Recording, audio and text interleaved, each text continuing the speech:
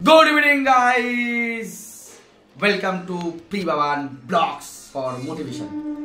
তো আজকে আমি চলে এসেছি আবার অত রাত্রেবেলায়, মানে প্রায় আমার হাতে ঘড়ি ছিল না, তাও আমি টাইমটা দেখে নিলাম, মেবি 10টা সাড়ে 10টা বাজে।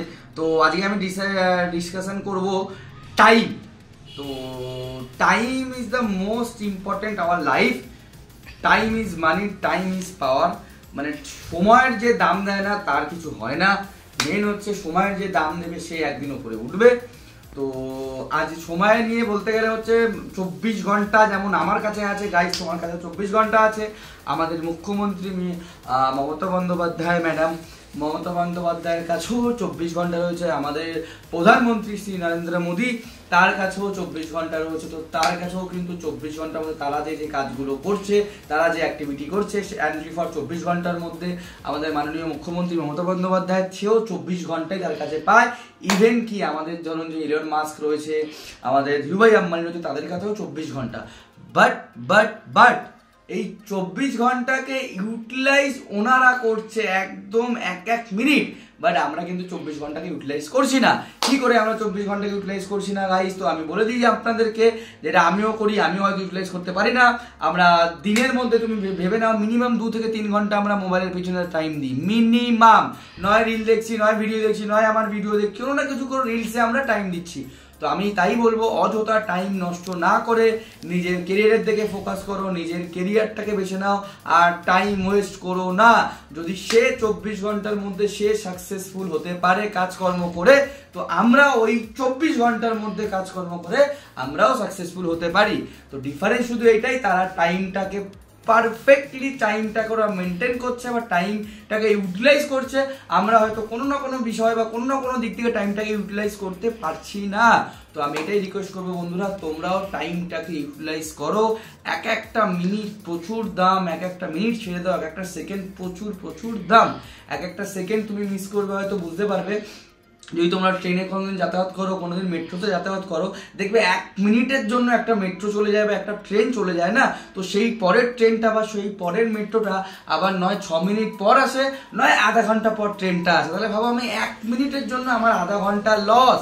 তো আমি সেটাই বলছি, ওই সময় অযথা নষ্ট করব না।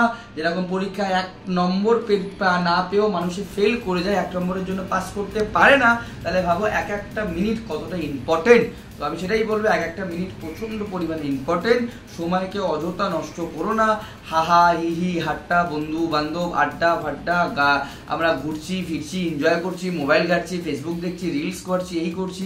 তো এইগুলোর জন্য অনেক তোমরা পরে সময় পাবে, বাট এই যে সময়টা এখন হচ্ছে কাজ করার সময়, তোমার প্রফেশনাল লাইফ, তোমার যে প্রফেশনালি তুমি আছো সেখানে ফোকাস করো। এইটা হচ্ছে মেন গোল্ডেন সময়। এই সময়টা যদি চলে যায় তাহলে কিন্তু এইটা রিটার্ন আসবে না, যেটা আমি নিজে ফিল করেছি। আমি একটা সময় অনেক আড্ডা মেরেছি, অনেক ঘোরাঘুরি করেছি, অনেক আমার প্রায় 4-5টা বছর আমি নষ্ট করেছি, সেইটা কিন্তু আমি ফিরে পাচ্ছি না বন্ধুরা। তাই আমি তোমাদেরকে বলছি, তোমরাও কিন্তু আর ফিরে পাবে না এই সময়টাকে। বাট বন্ধু বান্ধব আড্ডা এগুলো আমরা পরেও করতে পারবো, বাট আমি তার জন্য বলছি না যে তোমরা বন্ধু বান্ধব ছেড়ে দাও বা বন্ধু বান্ধবের সাথে মেশো না, আড্ডা মেরো না, একদমই না। তোমরা সব কিছু করো, বাট তার আগে অ্যাটলিস্ট তোমার ওয়ার্ক বা তোমার প্রফেশনাল যেটাতে রয়েছে সেটাতে মেন ফোকাস করো। টাইমটা ওখানে বেশি স্পেন্ড করো, টাইমটা ওখানে বেশি স্পেন্ড করো যেখানে তোমার অ্যাক্টিভিটি আছে, তোমার মানে বাড়বে বা তুমি নিজেকে নিজে আরো প্রুভ করবে, নিজেকে নিজে তুমি আরো ডেভেলপ করতে পারবে, ওরকম জায়গায় বেশি সময় দাও। আর বাদ বাকি যেগুলো আমাদের আছে অ্যাক্টিভিটি, তো ওগুলো আমার মনে হয় একটু সময় কম দেওয়াটাই উচিত। আর একটা গাইজ আমি কথা বলবো, এখন ইদানিং অনেক কিছু আছে যা আমাদের মানে যারা কম বয়সী আমাদের বন্ধু বান্ধব বা কলিগসরা রয়েছে, তারা একটুতেই ভেঙে পড়ছে বা একটুতেই ডিমোটিভেট হয়ে যাচ্ছে। তো আমি একটাই কথা বলবো, প্লিজ বন্ধুরা ডিমোটিভেট হো না, সব সময় মোটিভেশন থাকো, মোটিভেশন হও, পজিটিভটা খোঁজো, নেগেটিভ একদম খুঁজো না। নেগেটিভ যদি কেউ বলে ওই নেগেটিভের মধ্যেও পজিটিভ বার করে দাও। তো এইটা বলতে গিয়ে আমি বলি, একটা আমাদের অনেক পুরনো সিনেমা রয়েছে রাজেশ খান্না সাহেব গানটা করেছিলেন। তো গানটা আমি গলা ভাঙা তাও আমি করছি। গানটা হচ্ছে এটাই ছিল, কুছ তো লোগ কহেগা लोगों का काम है कहना। मानेটা কি, कुछ तो लोग कहेगा लोगों का काम ही है कहना। তো তুমি লোকের মুখ বন্ধ করতে পারবে না। তুমি কি করতে পারো, তুমি ওইটা লোকের যেটা বলছে বলতে দাও, তুমি তোমার দিকে ফোকাস থাকো, তুমি তোমার কাজে ফোকাস করো, তুমি এভরিথিং তোমার কাজের মধ্যে দিয়ে দাও। লোক অটোমেটিকলি একদিন বলা বন্ধ করে দেবে যখন দেখবে না তারা ভুল ছিল, তুমি ঠিক, বা তুমি ঠিকই যেই কাজটা করছো তুমি ঠিক পথে এগিয়েছো। তুমি যখন সাকসেস পাবে, তুমি যখন সেই ফিল্ডে চ্যাম্পিয়ন হবে, তখন দেখবে অটোমেটিকলি লোক বলা বন্ধ করে দেবে। তখন তুমিও এই গানটা তাদেরকে বলতে পারবে, এই গানটা সাজেস্ট করতে পারবে, এই গানটা শোনো, কুছ তো লোগ কহেগা लोगों का काम है कहना।